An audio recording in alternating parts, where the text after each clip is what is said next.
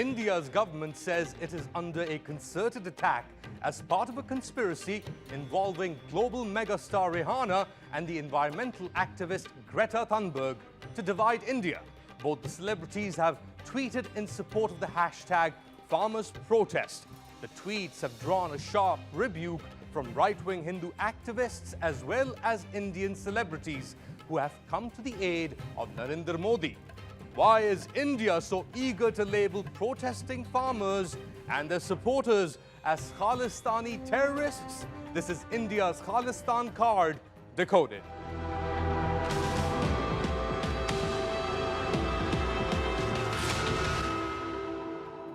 On February 2nd, Hindu fanatics set effigies of global megastar Rihanna on fire as India's government went into a frenzy. The anger was directed at a tweet Rihanna sent to 100 million followers. That tweet, which has been liked more than 1 million times, put the spotlight on the largest protest movement currently anywhere in the world.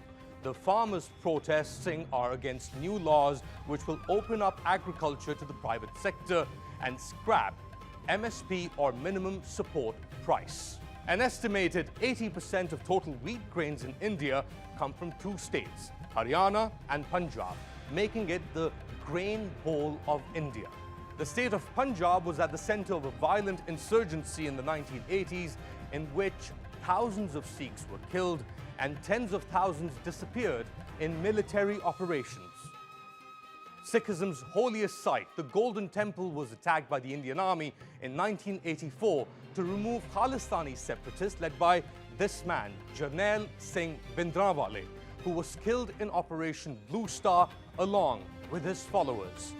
And then in October of that year, India's Prime Minister Indira Gandhi was assassinated by her Sikh bodyguards. An estimated 3,000 Sikhs were killed in the ensuing violence.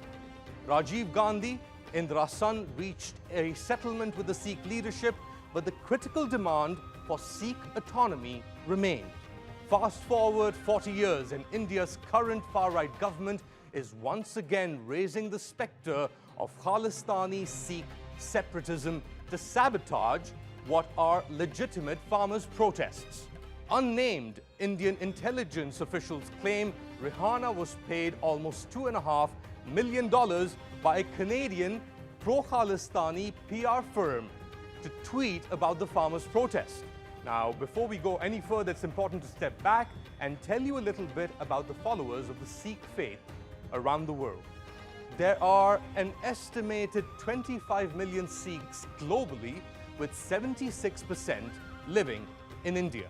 A significant number reside in Canada, where Sikh communities have made inroads in construction, transportation, and the hospitality sectors. In 2015 election, 20 Sikh MPs were elected to Canada's parliament, including Defence Minister Harjit Singh, who was one of 4 Sikhs part of Justin Trudeau's cabinet. Now, why does this matter? Well, it means that Canada now has more Sikh members of parliament than India does.